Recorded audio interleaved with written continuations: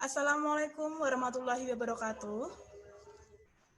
Selamat pagi Bapak, Ibu, dan teman-teman peserta webinar nasional Program Studi Pendidikan Bahasa dan Sastra Indonesia, Universitas PGRI Semarang. Demi kelancaran webinar kali ini, dimohon peserta untuk menjalankan tata tertib webinar. Adapun tata tertib webinar antara lain, yang pertama, akses ke Zoom akan dibuka 10 menit sebelum acara dimulai.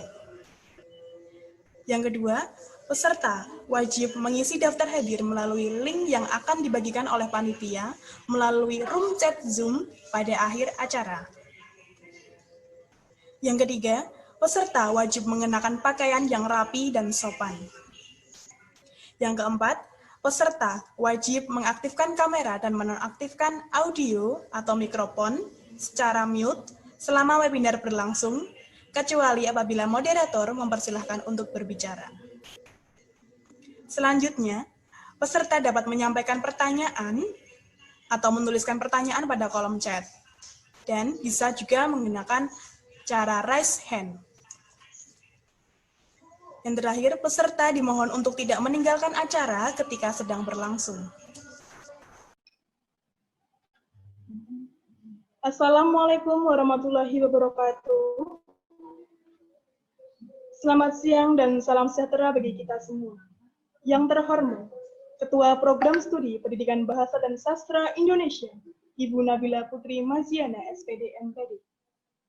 Yang saya hormati, ketiga lembaga tinggi Badan Eksekutif Mahasiswa Universitas PGRI Semarang, Lembaga Keuangan Mahasiswa dan Dewan Perwakilan Mahasiswa Universitas PGRI Semarang. Yang saya hormati, Lemawa di lingkup Fakultas Pendidikan Bahasa dan Seni Universitas PGRI Semarang. Yang saya hormati, Ketua Panitia Webinar Nasional, serta tak lupa seluruh panitia dan peserta webinar yang hadir, walau secara virtual pada siang hari ini. Marilah kita haturkan puji syukur atas kehadirat Allah SWT yang telah melimpahkan rahmat dan hidayahnya, sehingga kita dapat berkumpul dalam acara webinar nasional dengan tema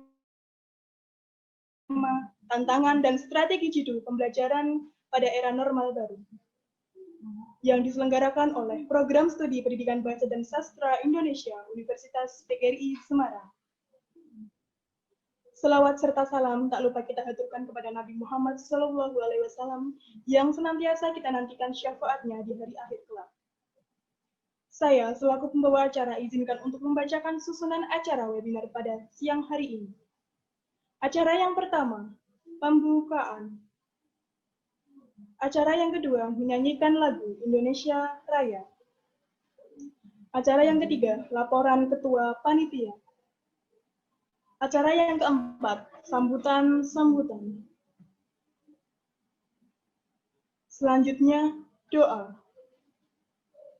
Acara yang keenam, acara inti webinar nasional dengan tema tantangan dan strategi jitu pembelajaran pada era normal baru. Dan yang terakhir, penutup. Hadirin yang saya hormati, memasuki acara pertama yaitu pembukaan. Marilah kita buka dengan bacaan basmalah bersama-sama. Bismillahirrahmanirrahim. Acara yang kedua yaitu menyanyikan lagu Indonesia Raya. Hadirin dimohon berdiri. Laporan Ketua Panitia Webinar Nasional kepada Saudari Vina Astriningsih, disilakan.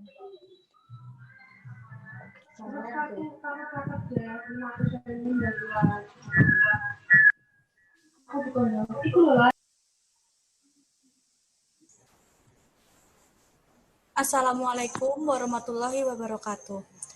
Alhamdulillahirabbil alamin wassalatu wassalamu ala asrofil anbiya'i wal mursalin sayyidina wa habibina wa syafi'ina wa maulana Muhammadin wa ala alihi wa sahbihi ajma'in. Yang terhormat Ibu Kaprodi Pendidikan Bahasa dan Sastra Indonesia, Ibu Nabila Putri Maziana, SPD MPD. Yang saya hormati tiga lembaga tinggi di lingkup PGRI Semarang, yang saya banggakan seluruh panitia peserta webinar. Pertama-tama, marilah kita panjatkan puja dan puji syukur kehadirat Allah Subhanahu wa Ta'ala yang telah melimpahkan rahmat dan hidayahnya sehingga kita semua bisa berkumpul di acara pada siang hari ini. Tak lupa salawat dan salam semoga tercurah kepada junjungan kita Nabi Agung Muhammad SAW yang telah melimpahkan rahmat dan hidayahnya. Tema yang kita angkat pada acara seminar nasional ini adalah tantangan dan strategi jitu pembelajaran pada era normal baru. Acara webinar ini dihadiri kurang lebih 185 peserta yang sudah mendaftar. Peserta webinar khususnya diikuti oleh mahasiswa pendidikan bahasa dan sastra Indonesia. Latar belakang pemilihan tema tersebut adalah rendahnya strategi dalam pembelajaran secara daring dalam menghadapi pandemi COVID-19 yang melanda negara kita kurang lebih 8 bulan. Seperti yang kita ketahui, pendidikan adalah aset untuk negara ini. Maka dari itu, dengan adanya pendidikan yang layak diharapkan mampu mencetak generasi penerus bangsa yang cemerlang. Tantangan dan strategi dalam proses pembelajaran sangatlah diperlukan dalam situasi seperti ini, agar minat dan prestasi siswa dalam belajar tidak menurun. Dengan adanya webinar ini diharapkan membuka pemahaman kita tentang pentingnya sebuah strategi dalam proses pembelajaran dan memecahkan sebuah persoalan bagi guru untuk menghadapi tantangan seperti ini. Sebelum saya akhiri sambutan kali ini, saya Vina Asriningsih selaku Ketua Panitia menyampaikan terima kasih kepada semua panitia yang sudah bersikeras mengadakan acara webinar seperti ini. Kami menyadari bahwa masih banyak kekurangan, baik dari penyajian acara, pelayanan administrasi. Untuk itu, kami mohon maaf yang sebesar-besarnya. Akhir kata dari saya, semoga para peserta webinar yang hadir mendapatkan manfaat yang besar dari kegiatan seminar ini. Terima kasih. Wassalamualaikum warahmatullahi wabarakatuh. Hadirin yang saya hormati, marilah kita simak bersama sambutan sekaligus membuka acara oleh Ketua Program Studi Pendidikan Bahasa dan Sastra Indonesia kepada Nabila Putri Maziana, SPD MPD. Disilakan.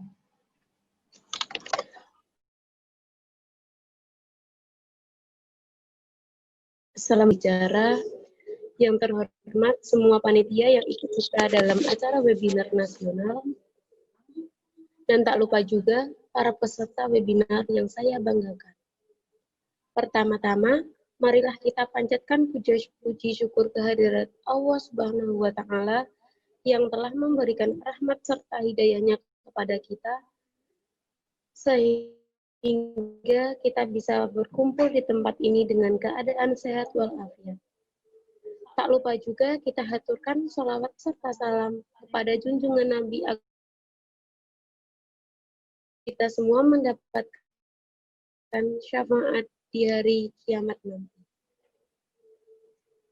Hadirin yang saya hormati, tujuan dari webinar ini yaitu mengingat pada masa pandemi seperti ini, tantangan dan strategi pembelajaran sangatlah penting. Karena dengan adanya pendidikan di Indonesia, mulai beradaptasi dengan berbagai tantangan baru. Hampir seluruh lembaga di Indonesia mulai belajar dari rumah, yaitu melalui via online. Kondisi ini tentunya memerlukan kesiapan matang dan adaptasi oleh semua pihak yang terlibat, seperti pengajar, mahasiswa, maupun orang tua, agar proses belajar mengajar berjalan dengan baik. Terima kasih juga kepada semua panitia yang sudah menyelenggarakan acara ini. Dengan acara ini diharapkan mampu memecahkan masalah pendidikan di Indonesia. Dan tak lupa juga saya berterima kasih kepada dua pembicara yaitu Dr. Hatim Laila dan Dr. Siti Muzaroah yang sudah hadir di acara webinar ini. Cukup sekian sambutan dari saya. Apabila ada salah kata maupun tutur, saya minta maaf sebesar-besarnya. Wassalamualaikum warahmatullahi wabarakatuh. Pembacaan doa kepada Saudari Atrifika Rohmanisa Utami, disilakan. A'udzubillahi minasyaitonirrajim. Bismillahirrahmanirrahim. Alhamdulillahirabbil alamin. Wassalatu wassalamu ala asyrofil anbiya'i wal mursalin wa ala alihi wa sahbihi ajmain. Hamdan syakirin hamdan naimin hamdan yu'afini hami wa kami mazidah. Rabbana alhamdu kama yang bagili jalali wajibal kalimi wa ta'ala hamdu. Ya Allah, ya Tuhan kami, puji dan syukur kami persembahkan kehadirat-Mu atas segala rahmat dan karunia serta kesehatan dan kesempatan yang telah Engkau berikan kepada kami, sehingga kami dapat melaksanakan kegiatan webinar nasional dengan tema tantangan dan strategi jitu pembelajaran pada era normal baru secara virtual. Semoga acara pada pagi hari ini menjadi suatu hal yang Engkau ridhokan, yang membawa berkah, taufik, dan hidayah-Mu. Ya Allah yang Maha Penyayang, jadikanlah acara webinar nasional yang kami laksanakan hari ini dapat menjadi momentum bagi kami untuk meningkatkan produktivitas prodi serta universitas kami. Ya Allah yang Maha Pengampun, ampunilah dosa-dosa kami, dosa ibu bapak kami, dosa pemimpin-pemimpin kami, dosa guru-guru kami, dan dosa pahlawan kami. Ya Allah, tak layak kami meminta lebih kepadamu karena Engkau telah memberikan banyak nikmat kepada kami. Namun silaturahmi hati kami dengan kesejukan sebagai tanda Engkau mendengar permohonan kami. Rabbana atina hasanah wa fil akhirati hasanah wa qina adzabannar. Amin. Amin.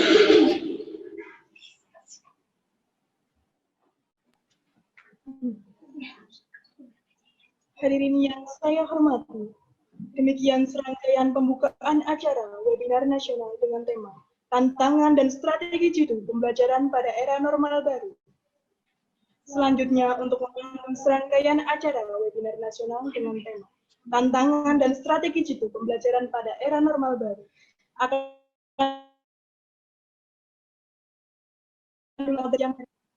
Nafis Syahmi Al-Zuri. Apakah Mbak Nafis sudah bergabung di sini?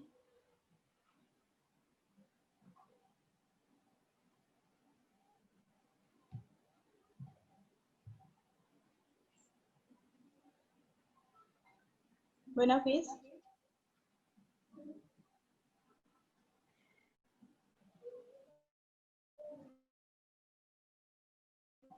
Ya, selamat siang. Alhamdulillah baik. Selamat siang.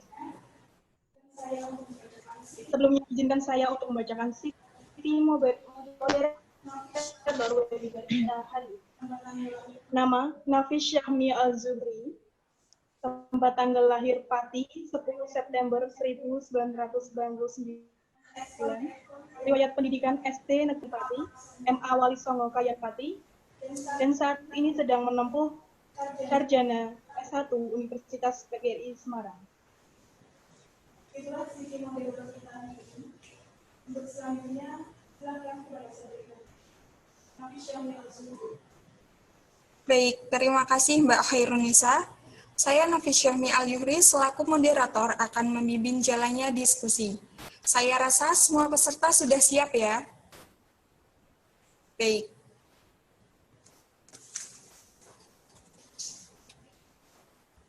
Webinar nasional dengan tema Tantangan dan Strategi Jitu. Saya Nafis Syahmi Al-Yuhri selaku moderator akan membimbing jalannya diskusi.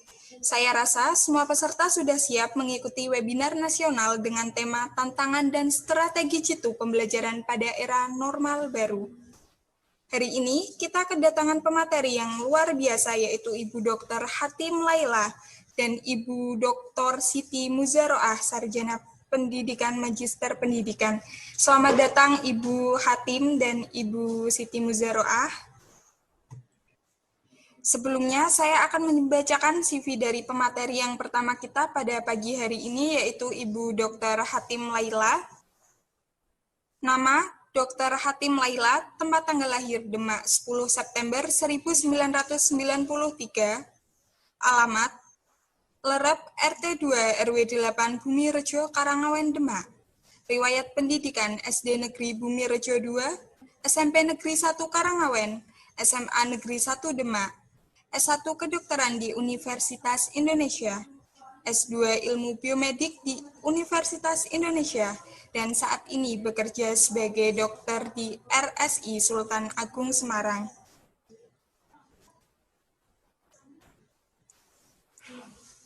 Kepada Ibu Dr. Hatim Laila dipersilahkan untuk memaparkan materi. Baiklah, terima kasih. Untuk itu di Wuhan, di Cina. Apa saja gejala klinisnya? Yang pertama ada demam, batuk pilek, letih dan lesu, sakit tenggorokan, dan yang paling parah yaitu sampai menyebabkan gangguan pernapasan, yaitu sesak nafas. Nah, bagaimana sih penularan dari COVID-19 ini? Yang pertama, itu mulai droplet atau tetesan cairan yang berasal dari batuk dan bersin. Yang kedua, kontak pribadi seperti menyentuh dan berjabat tangan. Dan yang tiga, menyentuh benda atau permukaan dengan virus di atasnya, kemudian menyentuh mulut, hidung, atau mata sebelum mencuci tangan. Nah, ada beberapa kelompok yang perlu dipantau karena ini dianggap beresiko. Yang pertama, ada OTG. Apa sih OTG itu? Itu orang tanpa gejala. Orang yang tidak bergejala dan memiliki resiko tertular dari orang positif COVID-19. Orang tanpa gejala merupakan kontak erat dengan kasus positif COVID-19. Yang kedua ada ODP, yaitu orang dalam pemantauan.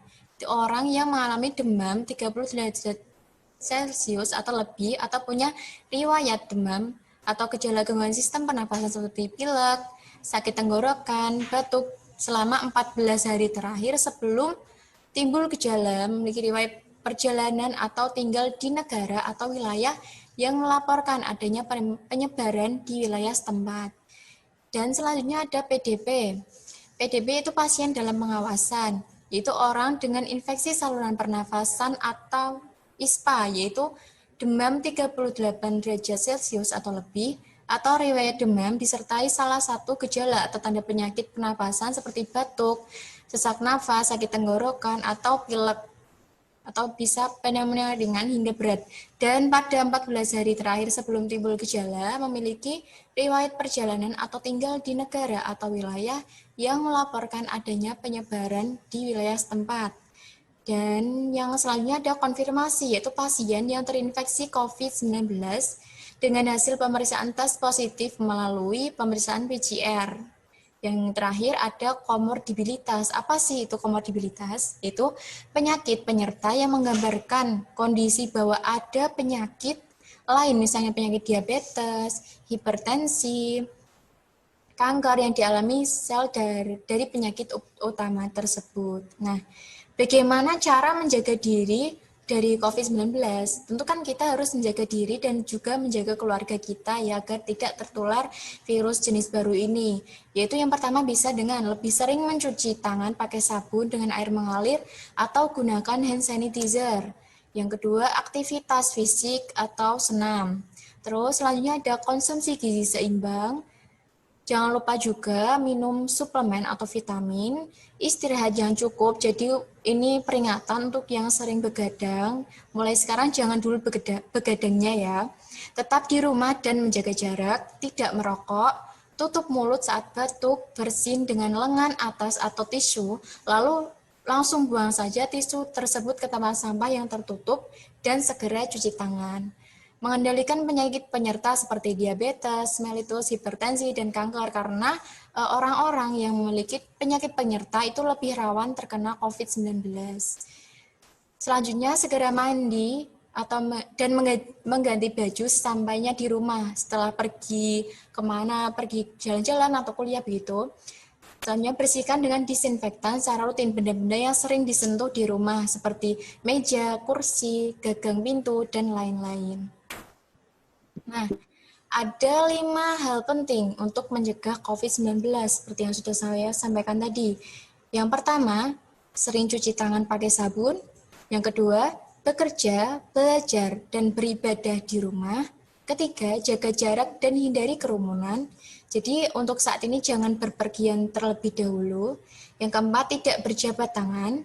Yang kelima, pakai masker bila sakit atau harus berada di tempat umum. Nah, kan virus COVID-19 ini yang adalah virus yang menyerang sistem kekebalan tubuh kita. Ada tips-tips untuk meningkatkan imunitas atau kekebalan tubuh, yaitu yang pertama, konsumsi gizi seimbang. Yang kedua, tidak merokok. Nah, ini peringatan untuk semua yang kecanduan merokok untuk saat ini tolong dihentikan begitu ya. Yang selanjutnya suplemen vitamin itu jangan lupa untuk dikonsumsi. mengendalikan penyakit peserta seperti diabetes, mellitus, hipertensi, dan kanker, serta penyakit-penyakit yang lainnya. Istirahat yang cukup, jangan begadang. Yang terakhir, yang paling penting itu aktivitas fisik atau senam ringan. Jadi meskipun kita semuanya sekarang bekerja, belajar di rumah, jangan malas untuk berolahraga begitu. Nah, ada beberapa hal yang harus diterapkan ketika kita batuk dan bersin. Yang pertama, gunakan masker. Nah, ini sangat penting ya, karena masih banyak di luar sana itu orang yang lalai untuk tidak menggunakan masker begitu. Tutup mulut dan hidung dengan lengan atas bagian dalam. Jadi tidak menutup mulut dengan telapak tangan, karena nanti jika menyentuh benda lain, tetesan droplet itu akan berpindah begitu. Atau bisa dengan tempat tertutup. Yang terakhir, segera cuci tangan pakai sabun dengan air mengalir gitu. Hal lain yang harus diterapkan dalam menghadapi normal baru saat ini itu menjaga jarak atau social distancing. Pembatasan interaksi fisik atau physical distancing, jadi jangan bersalaman terlebih dahulu jika bertemu dengan teman atau kerabat. Jika harus ke tempat umum, gunakan masker. Jaga jaraknya itu dengan orang lain minimal 1 meter ya. Hindari bepergian dulu, hindari kerumunan, tidak menerima tamu atau bahkan berkunjung, jangan pergi keluar kota atau luar negeri, tidak bersalaman, dan untuk anak sebaiknya bermain di rumah, begitu ya. Nah, terus hal apa nih ketika kita positif karena COVID-19, yaitu kita harus isolasi mandiri, karena jika tidak, maka kita akan menularkan virus tersebut kepada orang lain. Dan jika ada ODP harus mengisolasi mandiri dan tetap tinggal di rumah, gitu ya. Lalu ciri-cirinya apa? Yaitu jika merasa kurang sehat tetap di rumah selama 14 hari. Ya paling lama 14 hari. Gunakan masker juga meskipun di rumah, jangan berpergian, hindari pemakaian bersama, peralatan makan, dan peralatan mandi, meskipun itu sama keluarga sendiri. Harus mengisolasi diri, melapor ke puskesmas terdekat tentang kondisi Anda, gunakan kamar mandi terpisah, dan yang terakhir bersihkan rumah dengan cairan disinfektan, terutama daerah yang sering disentuh. Nah, ini yang paling penting nih, karena pada akhir-akhir ini kan banyak orang yang merasa takut, merasa terkekang begitu karena adanya virus COVID-19 ini. Padahal dengan kita merasakan hal itu tadi bisa menimbul stres dalam diri kita, dan stres akan membuat sistem kekebalan tubuh kita itu menurun. Jadi agar sistem kekebalan tubuh kita tetap berada pada kondisi baik, maka hindari stres dan tetap optimis dengan melakukan aktivitas sehari-hari dan tetap menjaga jarak. Bisa juga dengan lakukan hobi di rumah seperti memasak atau membaca dan yang lainnya. Dan juga jangan lupa untuk makan makanan bergizi seimbang begitu. Nah, ada hal yang perlu diperhatikan pada transportasi publik karena mau tidak mau beberapa orang kan harus keluar untuk mencari nafkah atau bahkan yang lainnya begitu kan. Maka ketika kita berada di transportasi publik tetap cuci tangan dan dengan gunakan air dan sabun. Jadi cuci tangannya jangan hanya menggunakan hand sanitizer karena itu tidak membunuh 100% virus-virus yang telah menempel pada tangan kita. Tetap gunakan air dan sabun serta air yang mengalir ya tentu saja, dan setelah itu gunakan sanitizer. Kemudian membuang sampah di tempat sampah, yaitu sampah-sampah seperti tisu yang telah kita buat bersin dan yang lainnya tuh dibuang di tempat sampah yang tertutup. Tidak meludah di sembarang tempat ketika kita berada di transportasi publik. Hindari menyentuh area wajah yang tidak perlu seperti mata, hidung, mulut, itu ketika kita keluar jangan disentuh begitu karena bisa membuat berpindahnya virus kita dari tangan ke wajah gitu. Penumpang yang demam, batuk, atau flu harus menggunakan masker. Jadi sekarang juga sudah diterapkan di mana-mana. Dr. Siti Muzaroah. Sebelumnya saya akan membacakan CV dari Ibu Dr. Siti Muzaroah. Tempat tanggal lahir Grobogan 30 November 1992. Riwayat pendidikan SD Negeri 5 Karangayu, SMP Islam Karangayu, SMK 1 Juwangi, S1 di Universitas PGRI Semarang, S2 di Universitas Gadjah Mada, S3 di Universitas Gadjah Mada. Kepada Ibu Dr. Siti Muzaroah, dipersilahkan untuk memaparkan materi. Oke, Assalamualaikum warahmatullahi wabarakatuh. Salam sejahtera bagi kita semua. Terima kasih sebelumnya atas waktu yang diberikan kepada saya. Di sini saya pada acara webinar kali ini mengangkat tema yang sangat menarik, yaitu tantangan dan strategi jitu pendidikan di era new normal. Berbulan-bulan dunia dan Indonesia berada dalam cengkraman COVID-19. Kondisi ini memaksa kita untuk tinggal di rumah dan melakukan segala aktivitas di luar rumah, termasuk dalam bidang pendidikan. Pemerintah mengambil kebijakan melakukan pembelajaran jarak jauh atau daring ya.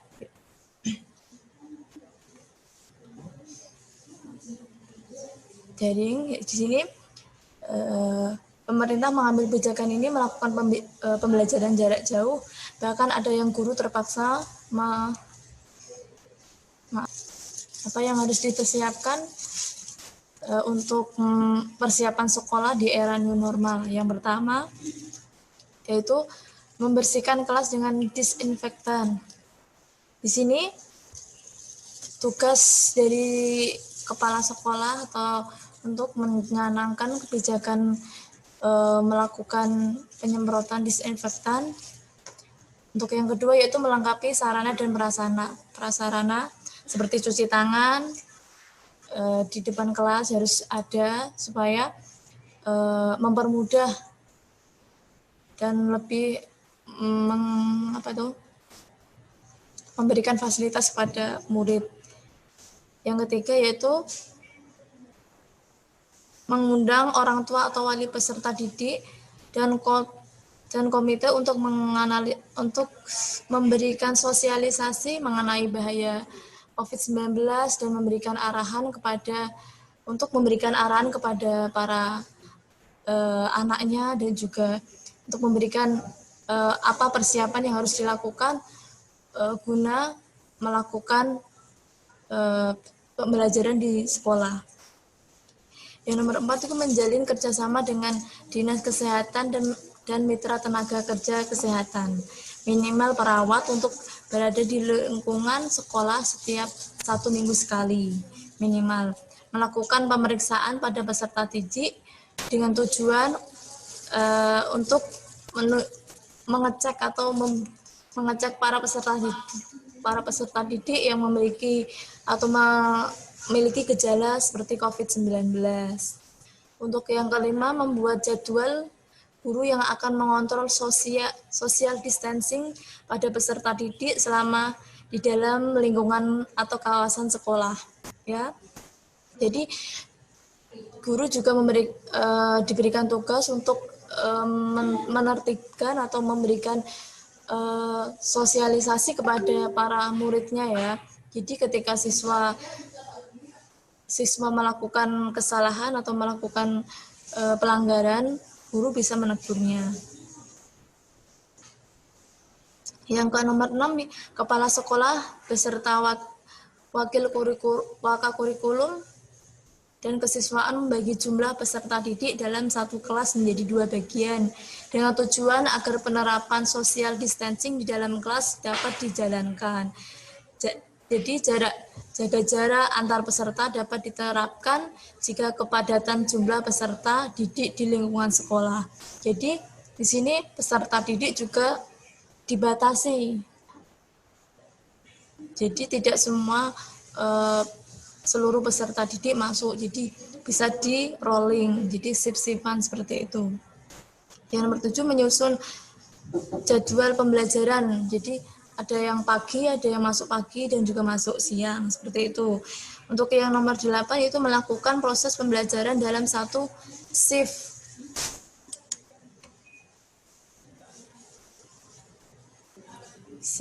Jadi ada 2 gelombang tadi seperti yang ada yang pagi dan ada yang siang. Untuk selanjutnya, maaf ini yang error ya PPT-nya.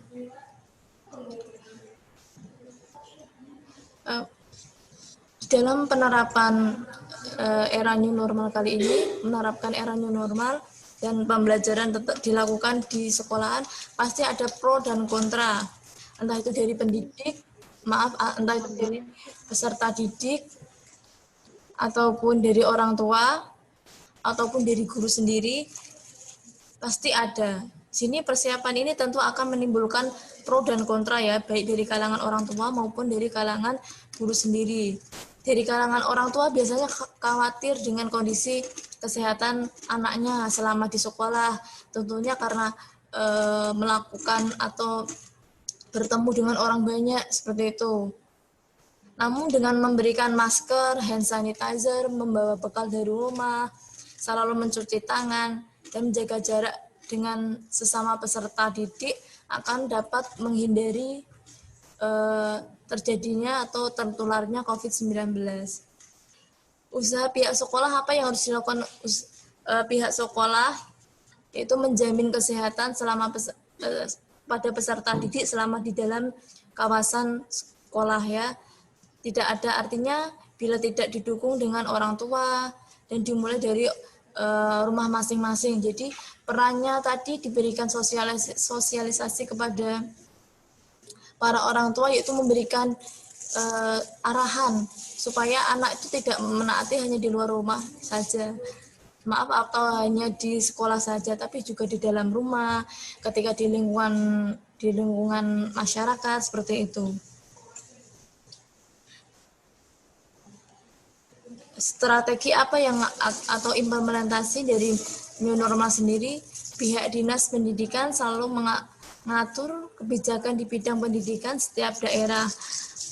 Memang harus ekstra keras dalam menjalankan dan menerapkan kebijakan ini. Karena apa? COVID-19 itu menjadi tanggung jawab kita semua, tidak hanya dinas pendidikan atau dinas kesehatan. Jadi setiap warga negara memiliki tanggung jawab untuk membasmi atau menghindari atau memutus rantai tersebarnya COVID-19 di sini. Ibu Dr. Siti Muzaroah, terima kasih atas partisipasi dari kalian semua. Saya sebagai moderator pamit undur diri, mohon maaf apabila ada salah kata selama membimbing diskusi.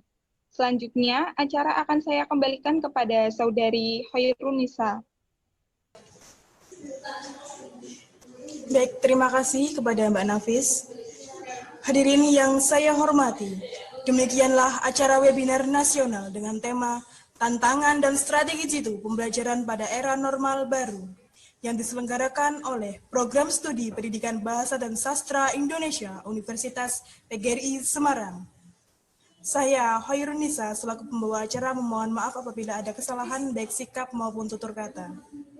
Terima kasih. Untuk peserta, silakan bisa mengisi presensi pada kolom chat Zoom. Sekian, wassalamualaikum warahmatullahi wabarakatuh.